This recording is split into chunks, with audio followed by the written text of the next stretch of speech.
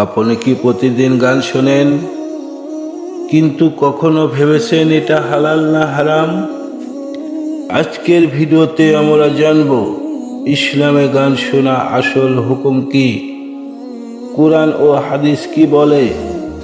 কিছু আলেম বলেন সব ধরনের গান হারাম নয়, আবার অনেক আলেম বলেন বাদ্যযন্ত্র সহ গান হারাম।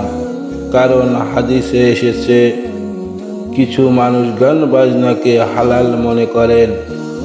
যে গান মানুষকে আল্লাহ থেকে দূরে নেয় সেটা অবশ্যই হারাম। অশ্লীল কথা, খারাপ অনুভূতি এসব থাকলে তা গুনাহ। কিন্তু যদি নাশিদ বা ইসলামিক গান হয় সেটাকে খারাপ কিছু নয়, তাহলে অনেক আলেম সেটাকে অনুমতি দেন।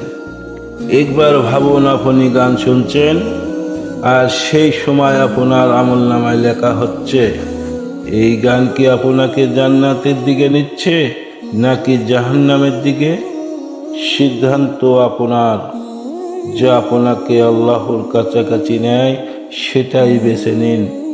ভিডিওটি ভালো লাগলে সাবস্ক্রাইব, লাইক ও শেয়ার করে আপনার বন্ধুদের মাঝে ছড়িয়ে দিন। খোদা হাফেজ।